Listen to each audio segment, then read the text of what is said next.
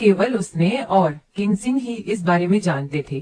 काइना ने जारी रखा, यदि आप सामंत की स्वीकृति प्राप्त करना चाहते हैं तो उपाधि हासिल करने का सबसे सरल तरीका शादी करना है, अन्यथा आपको उन्हें अपनी क्षमताएं साबित करनी होगी। आप सेना की शक्ति अपने सम्राट से लेना चाहते हैं ताकि आप अपनी क्षमताओं का प्रमाण दे सकें। क्या यह सही नहीं है? काइना को पता थे एथन के माता पिता तलाक की प्रक्रिया में हैं। उसके पिता लियो परिवार में शादी करने के बाद धोखा कर रहे थे और उसकी माँ को इसके बारे में काफी समय से पता था। काइना knew Ethan's parents were undergoing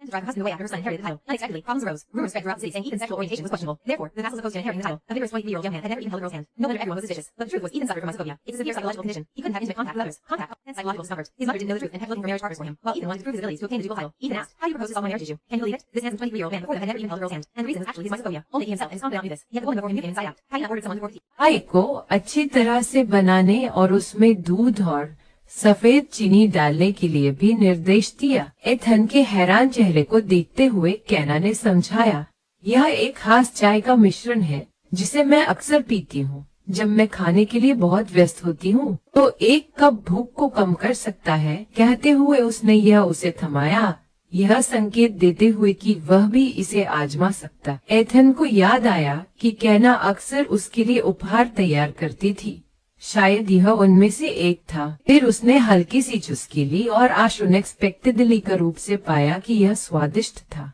इससे उसने हैरानी से एक्सक्लामेट किया, शंसा, और उन्होंने यह भी संकेत दिया कि उन्हें एक और कप चाहिए।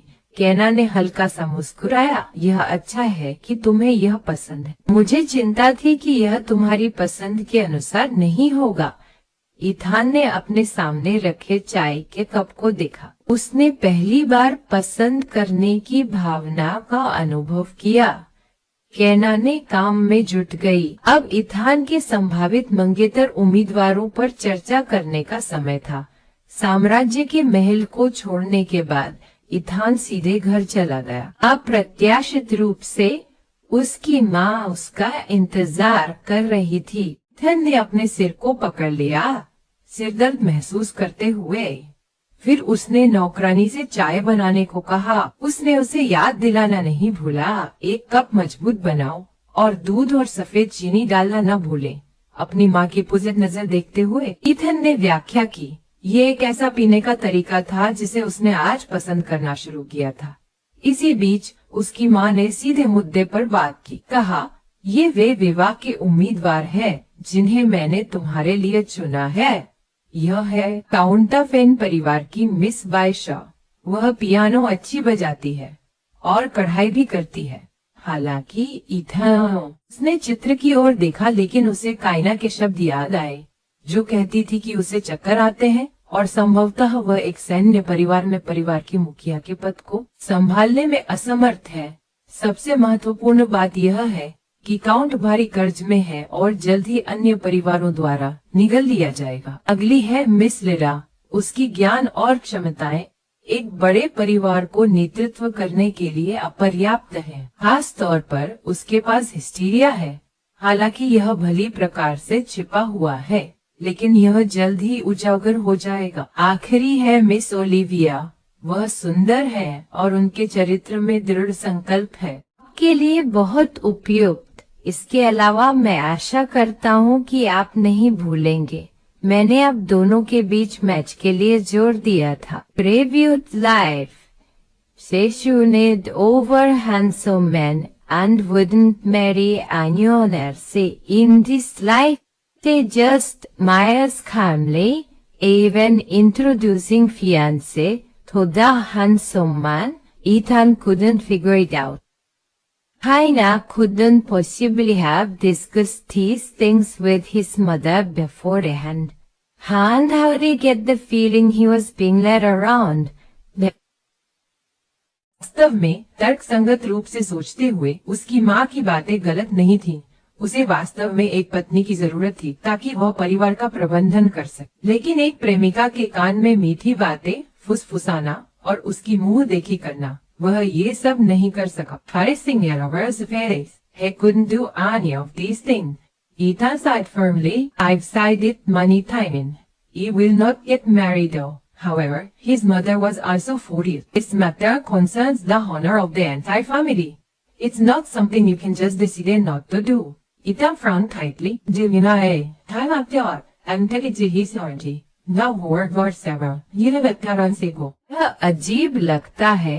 कायना का इस समय मेरे साथ इस पर चर्चा करना निश्चित रूप से कोई संयोग नहीं है। वह वास्तव में क्या योजना बना रही है?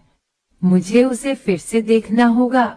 उस शानदार महल में मेज पर शानदार पेस्ट्री रखी गई थी। कई सेविकाएं शोर मचाते हुए बातें कर रही थीं।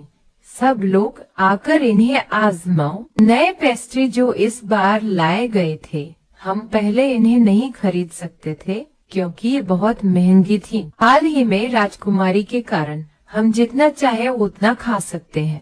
उसकी महामहिमा राजकुमारी जहर देने के बाद जाग गई।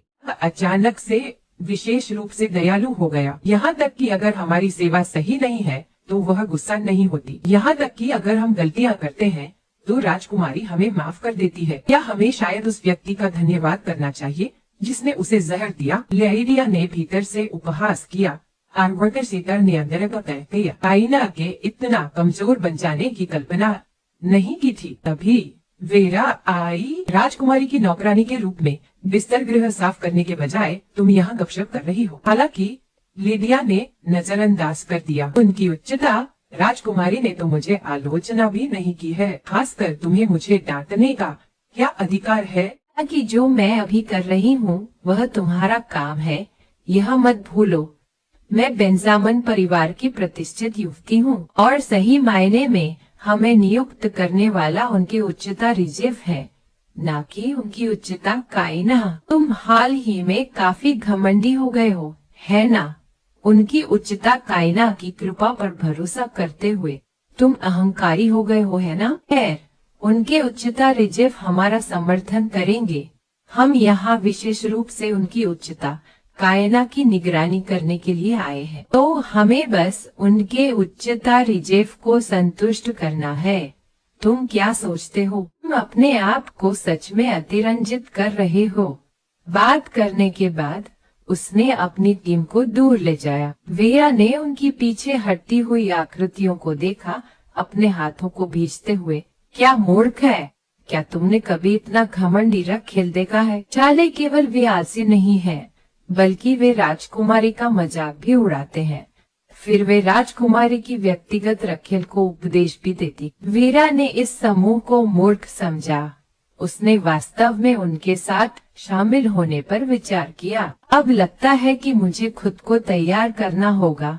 उनकी उच्चता राजकुमारी बिल्कुल ऐसा नहीं करेंगी, गलतियों को सहन नहीं करेंगे। राजकुमारी के निवास की नौकरानियां सभी ताज राजकुमारी की स्थिति की लालसा में है।